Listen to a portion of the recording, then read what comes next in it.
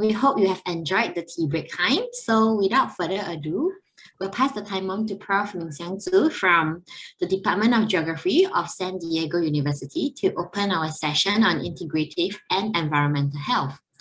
So Prof. Ming also spearheads interdisciplinary programs, pushing the geospatial and data analytics field.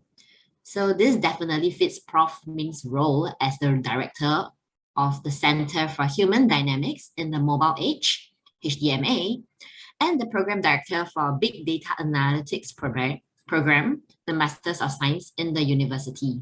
So Professor Ming, please. Okay, thank you so much for the introductions. So it is really my great pleasure to introduce my research to everyone today. Our focus today is how to use social media, smartphone, or integrate the data to monitor those COVID and the flu outbreaks using the framework we call the big data analytics. So I think there's a very important message I want to mention to everyone before we go to the detail. I want to highlight that today we are facing a lot of a challenge about pandemics. But to resolve the problem of pandemics is not only using the medical solution, because pandemics is not only the medical disease outbreak, but also a series of problems, the social inequity and health disparity. So in order to resolve the pandemics, we need to combine the medical solution with the social interventions to resolve the social inequality and health disparity.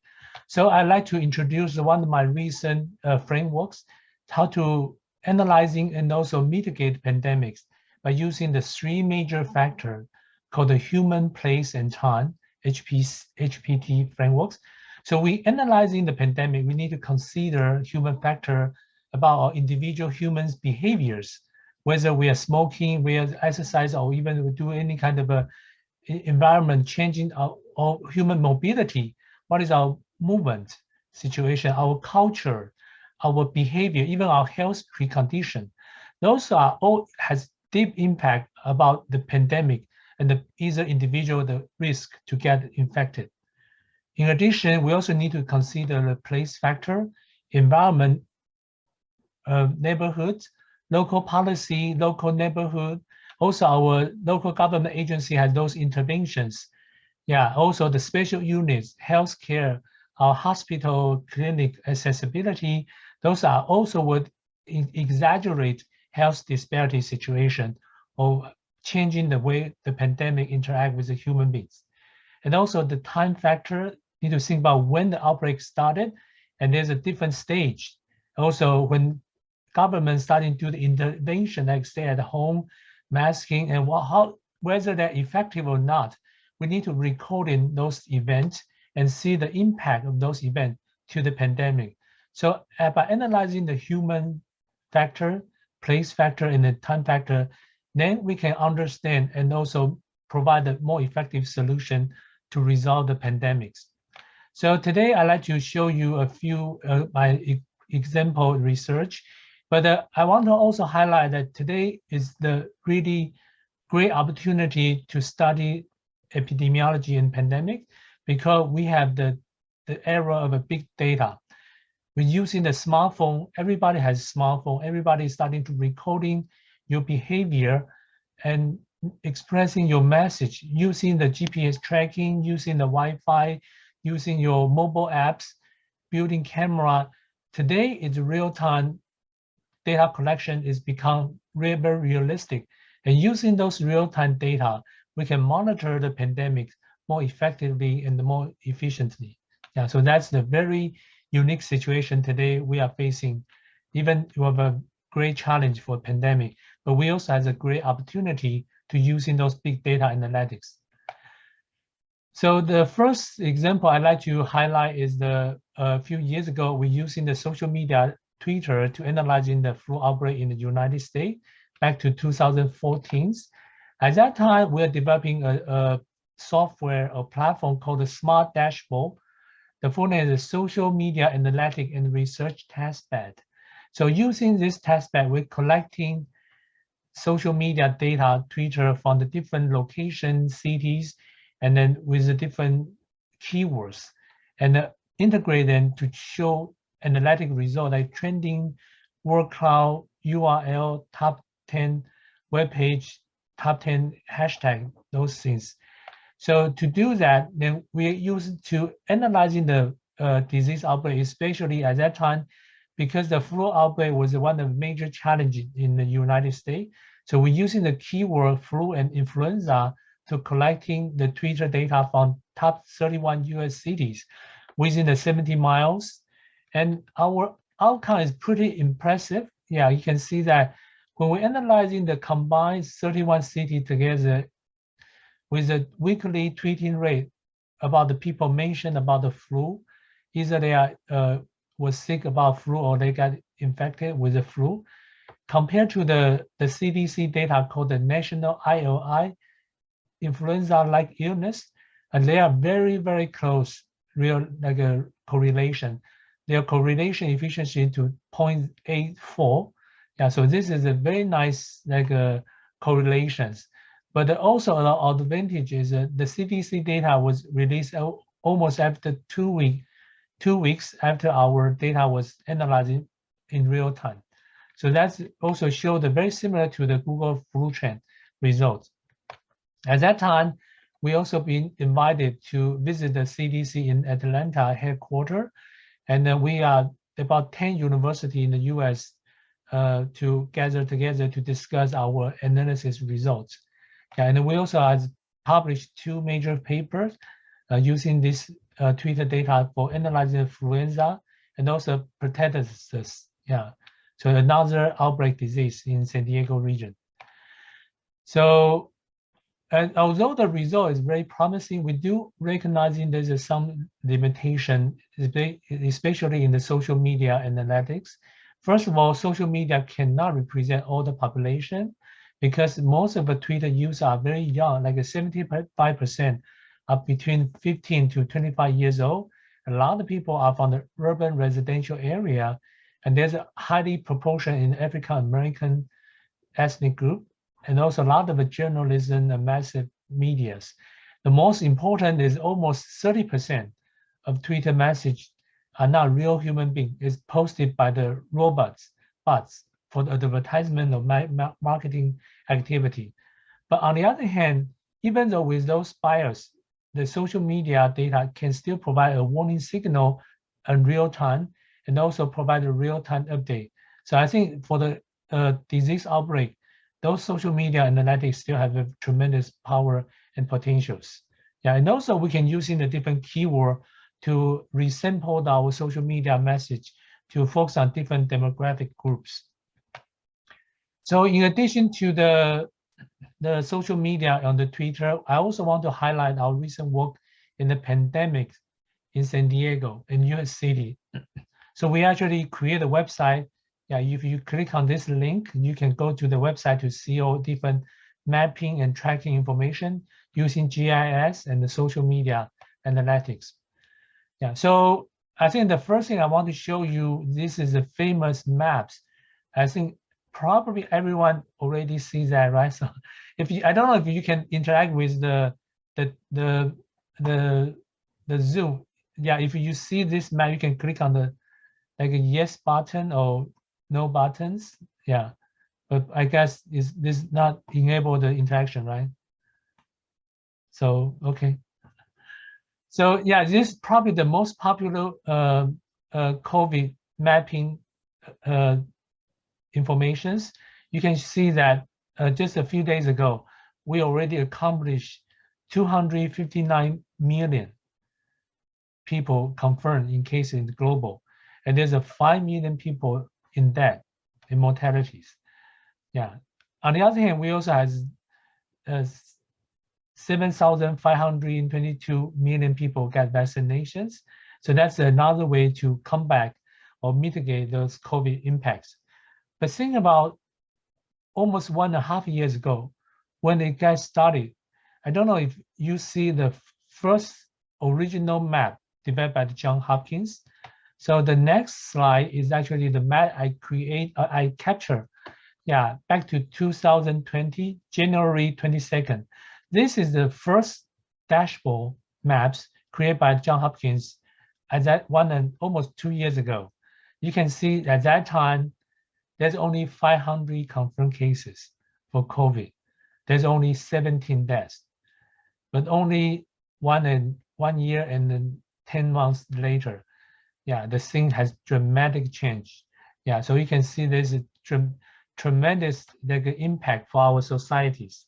But you can also see that it's important to monitor or tracking those disease outbreaks and every single corner of the earth, every single country and every single city and every single county in US. So in San Diego, we also created this first COVID dashboard in April 2nd, 2020, by my student and myself, and we're using the same tool by using the ESI operation dashboard. And about 10 days after, the County of San Diego, their GS team that created a very similar version. They also created an official county operation dashboard for the COVID-19 information.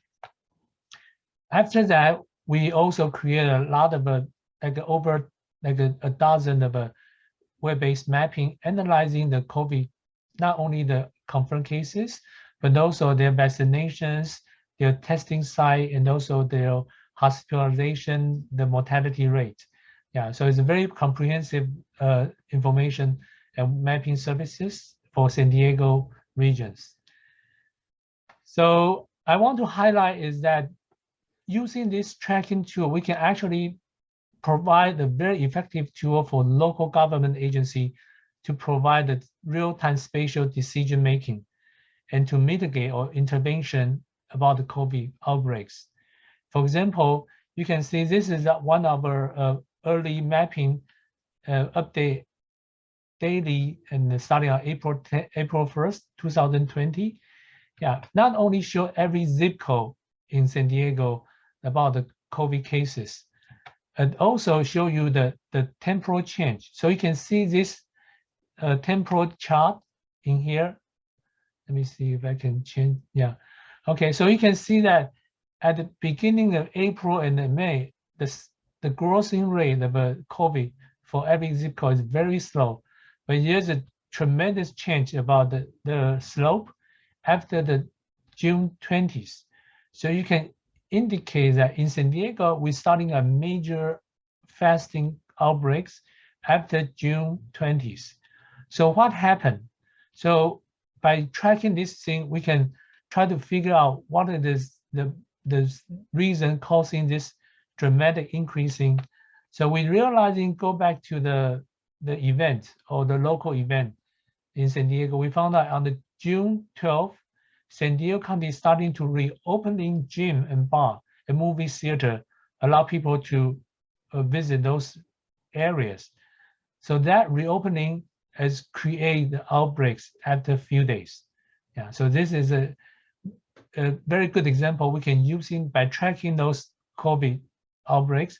We understand the reason behind those outbreaks and how to resolve or mitigate the situations. And also, we also created other similar information maps like heat maps, and also the nursing facility. We know that early situation, a lot of nursing facility is a major death rate or hospitalization of a COVID-19 outbreaks.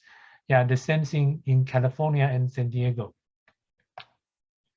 And we also using the smart dashboard to collecting Twitter data to analyzing not just a flu or COVID, but the real-time public opinion about their behavior, specific for like wearing mask or social distancing or stay-at-home orders. Yeah, so by analyzing the keyword, the public officer in the San Diego County can provide a more fast response and decision-making to communicate with the public more effectively. So you can see that this is an example we analyzed in the July 6 to 12, 1 week. For the masking topic in San Diego, we collect about 3,000 tweets. And we found out that there's 80% people are okay or approve for wearing the mask. So the majority are still wearing the masking as a good idea. But there's some anti-mask arguments, like my body, my choice should be applied to mask as well. Liberty item, the Trump finally put on mask. So by analyzing those anti-mask reason or message, the public health officer can provide a counter measurement about the counter information to mitigate those error message or the misinformations. Now that is very important to provide those real-time update for them. So we analyzing those information within a few weeks. You can see at beginning of June, if you see the pink, like the light gray color, that's a pro-social distance. So social distancing, at beginning, people don't like the social distance because they have been contained on the home for too long. But you can see that changing dramatically when the disease has increasing the outbreaks, the infected people are increasing, people are starting to agree with the social distance more. But on the other hand, the pro-masking pretty stable. Yeah, so we can using those social media to analyzing the public opinion, and they are resistant to those social interventions. And another similar analysis we're using for the stay-at-home policies. You can see also we analyze from the April to July for the whole 3 months. Sometimes the pro stay-at-home is very strong, but in the middle of July and June, people are starting to decreasing against the social stay-at-home order. But along with the outbreaks getting more serious, the pro increasing percentage increasing back again. Yeah. And also we are analyzing the vaccination. Yeah, because during the last summer, we don't have a vaccination yet, but we want to know when we have vaccination, how people are reacting to the vaccinations. Yeah, so we do analyzing those vaccination topic, especially like how effectively people are recognizing in any agenda. So by analyzing the misinformation or fake news, yeah, the county officers can provide the most strategic communication channel to educate people in San Diego to get more vaccination results. Yeah, so that's very, very effective. I think we communicate with the county official every week with Zoom meetings, and they are really appreciate this information we provide to them. So now I want to highlight the disparity problem. As I mentioned before, to resolve the pandemics, the medical intervention is not the only method. We need to analyze the social structure, analyzing the health disparity, and try to resolve that. That is the really important resolution for mitigate pandemics. So that in San Diego, we know that there's a serious health disparity problem already exists, not just COVID, other cancer, diabetes, we already know that. But we realizing by analyzing the data, we found out the COVID has exaggerated the health disparity problem in San Diego. So in this diagram, you can see on the right side of your figure, that's the original population distribution by ethnic group. So you can see that a lot of area, the majority is a white ethnic group, is the brown color, white ethnic group. Yeah, the Hispanic population is actually only like 1/3 of a Hispanic population, except the South Bay area. In the southern San Diego, South area, the Hispanic population is over like 70% or 60%. But on the left side, the figure is the COVID confirmed cases. You can see on the original, white ethnic group is a majority and the Hispanics only at the 30%. It already double or triple, actually is 3 times bigger than the original proportion. So in our analysis, we found out Hispanic population got a 3 times bigger number of confirmed cases compared to the white ethnic group. So that created a very, very serious health disparity problem. And also we realized it's not only happened in South Bay area, Southern San Diego, the North County has the same pattern. The rural area, the East County also has the same pattern. So this health disparity is actually universal in San Diego. It's not just close to the border, because some people say that maybe the disparity is only related to the border San Diego close to the Mexican border, but it is not. It's a whole county situations. So we also analyzing that the major hotspot. So there's a several different stage. There's a fast increasing stage 1, 2, 3, 4, 5. We found that every single stage, the hotspot is actually always in the southern side of San Diego. We call the South Bay area. Those are the most highly concentrated Hispanic populations. Yeah, and then you can see in the graphics on the stage 5, the hotspot starting to spread out a little bit to the East County and the North County. And those areas are also a Hispanic concentrated population. So it doesn't really change the real health disparity situation. Even though we have a different type of outbreak numbers, the most vulnerable area is always South Bay area and the high Hispanic community areas. Yeah. And then the next slide I will show is the hotspot and the cold spot. As you can see, the hotspot is always the South Bay area. The cold spot is, if you visit San Diego, you know, the cold spot area is the Del Mar, Mission Valley, Del Mar area and the Carlsbad, also the Carmel Valley. Those are the very high income, the high economic, wealthy neighborhood. Those neighborhood has very, very few COVID cases. Those are the cold spot, and they are very consistent for the whole stage. So we found out that even though COVID change come and go, but the health disparity situation, especially among spatial perspective, is still very persistent and no change at all. Yeah, it's very difficult to change those spatial distribution. But that also gives an advantage that if you are the health, like a public health officer, you can hardly focus on those areas, the most vulnerable vulnerable community, to provide the most health resource, put more vaccination, put more testing site in those areas. Yeah, also we can see that in California, we also have another index called the Healthy Place Index. This index is combined with the socioeconomic variable and also environmental, like air pollution, those things together. In general, the high value of HPI means the wealthy neighborhood. The low value is the poor neighborhood. The green color is a high value in San Diego, the wealthy neighborhood. The blue color is the poor, the unhealthy neighborhood in San Diego. We compare to the right side of the actual COVID cases in zip code, you see that very clear pattern.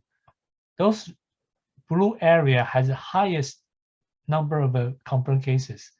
Those wealthy area, the green area, has the least COVID cases. Yeah, so this is a very significant pattern compared to the health disparities. And also we starting to analyzing the individual variable by compare the COVID cases with the socioeconomic variable using the census data from the American Community Survey. So we are analyzing individual variable. We found out that this is several specific variable has very strong correlation with the COVID cases on every single stage. And this is what very good potential to become the candidate we call the social determinant of health, specific for the COVID. So we found out ethnic group, like total Hispanic population, you can see that from the all combined stages, 0.82 is their coefficients, Pearson's correlation coefficient. That is a very, very high correlation between the Hispanic and the COVID. And non-Hispanic white, on the other hand, is a very negative value, negative 0.72 value. So you can see the ethnic group has a totally reverse impact for the COVID cases. You can also see that household with cash and professional household with cash is the poor community who need a federal funding for assistance, has a very positive association with professional career, like professional job career in this neighborhood is a negative values. And also insurance also has a very good connection with the uninsured people, has a very high positive correlations. And also we found out there's several other variable, including the age. Yeah, you can see the younger age, original has very positive population association, but I think younger age, as we are original on the first early stage, a lot of infection on the younger people, but later on people realizing the problem of a younger population. So you can see this infection correlation actually decline a little bit until the recently become negative. Yeah, so this is another things that maybe the government communication or intervention do works a little bit. And also we found education and the household size is another key factor to impact the COVID. Like a public education with a master degree or bachelor degree, you can see all the negative association for the COVID. On the other hand, the people without the 9th grade, that's the people haven't finished the middle school or the high school, has very strong positive correlations to the COVID. And the household size at the later stage, the household size, the bigger household, the more popular possibility to get COVID confirmed cases. Yeah, so those are the individual keyword with socioeconomic variable related to the COVID cases. So by analyzing those variables, we can understand the key value and try to provide the more important interventions. Yeah. So in addition to the confirmed cases, we also analyzing the testing result. Yeah, as I mentioned, those green area, the HPI is the wealthy area, is actually is wealthy area.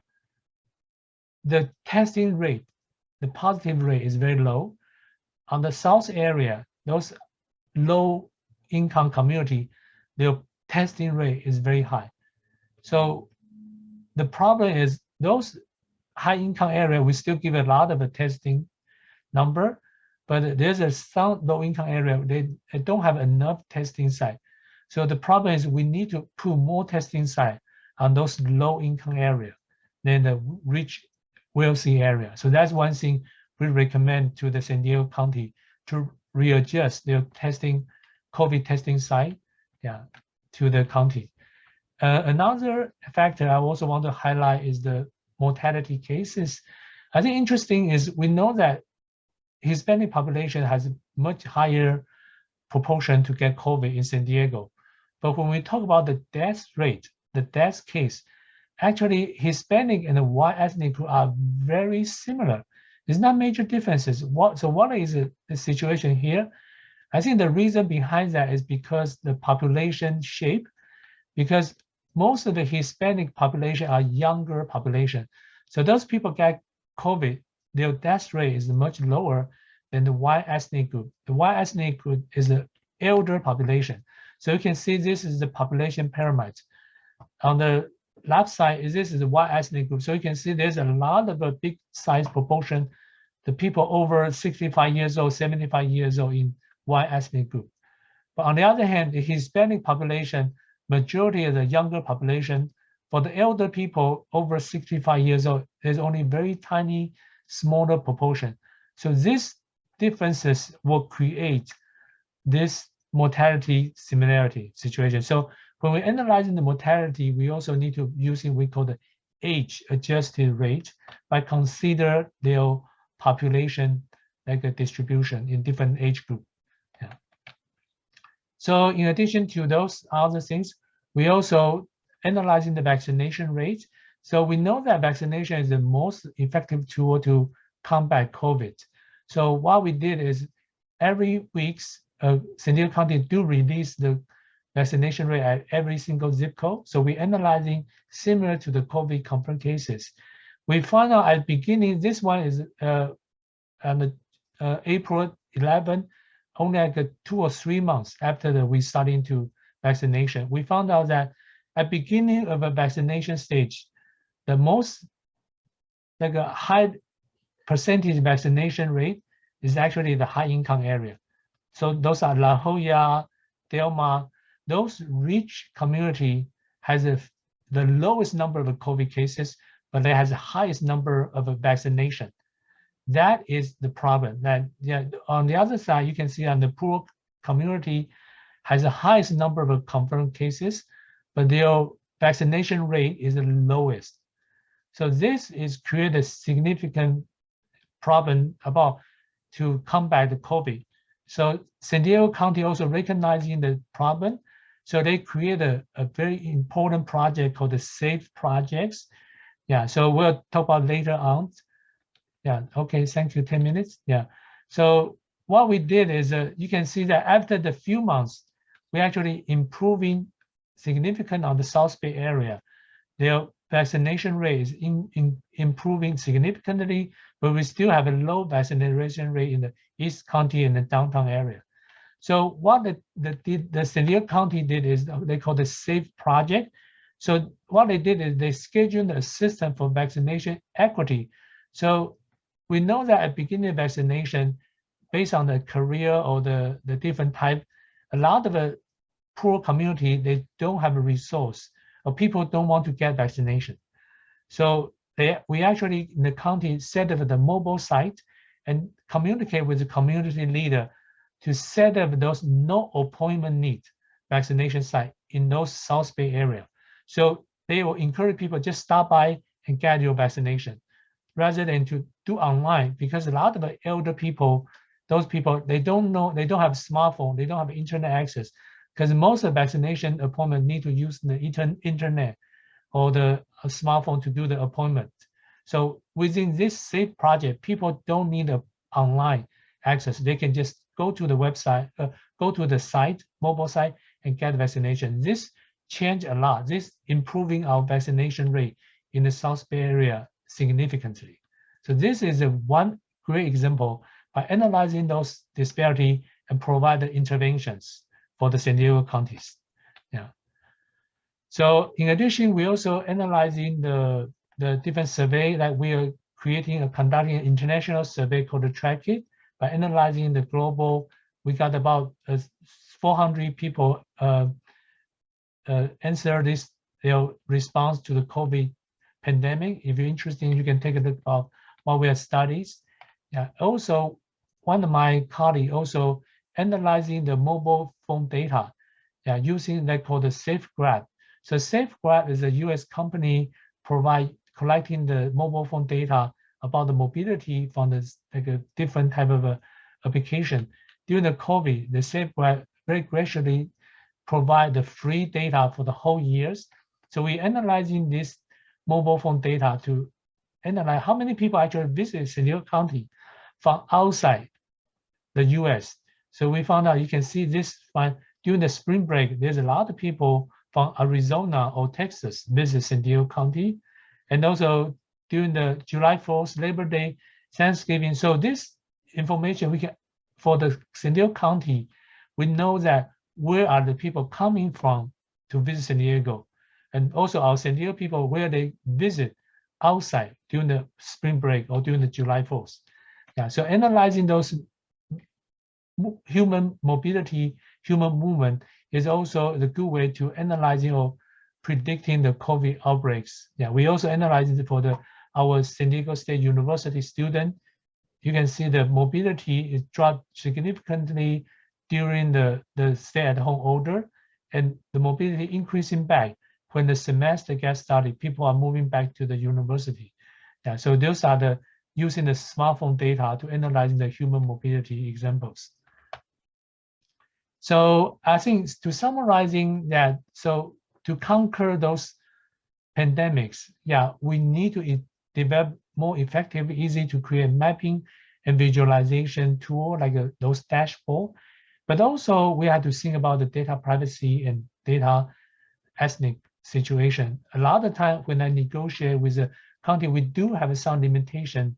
For example, mortality data, there's a restrict no zip code level because it could be less than number 5 in every single zip code, with potential to review the confirmed cases people.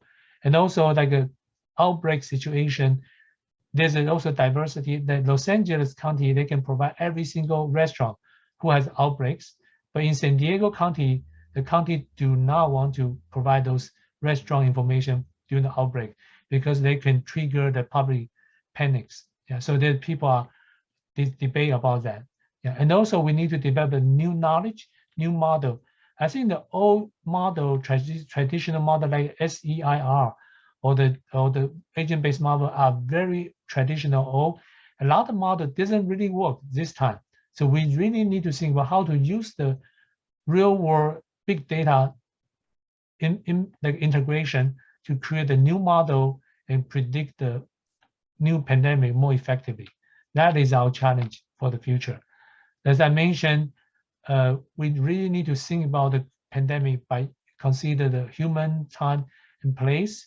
Yeah, we need to put more resource on the testing side, vaccination in the most vulnerable areas, and also the minority group. We need to have more support to those Spanish-speaking family, less education group, and health disparity is everywhere, not only San Diego, for the whole US, even globally, every single city, every single county has the series of a health disparity.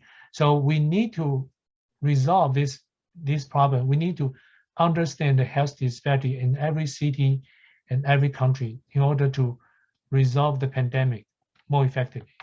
So that will be come up with my talk today, and we still have 4 minutes left, so I can open for the questions. Any question or comments? Yeah, we will now address and maybe one question for Prof. Ming because we have 4 minutes left. Okay. Anyone has anything to ask Prof. Ming? Now's the time. Anyone or raise your question, or you can type on your chat windows. If no one has any questions now, can you feel free to contact Dr. Min as well. But if not, may I just maybe ask one quick question?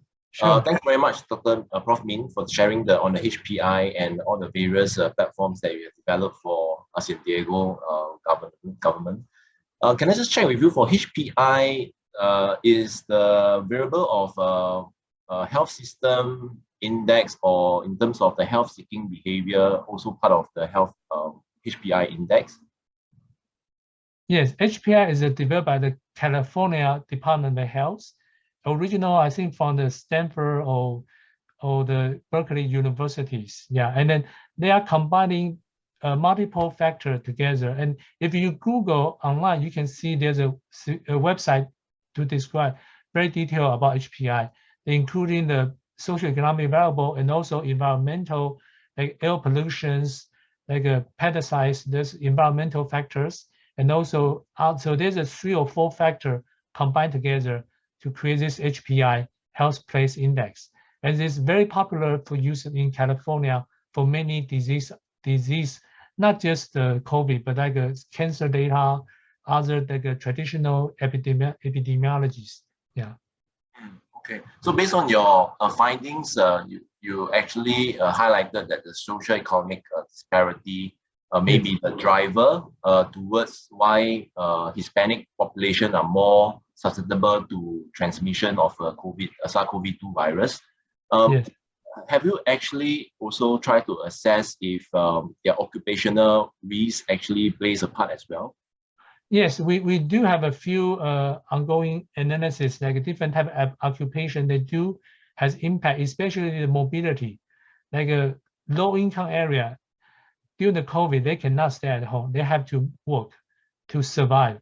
So a lot of the sector, like a retailer, restaurant, waiters, those sectors, they have to work.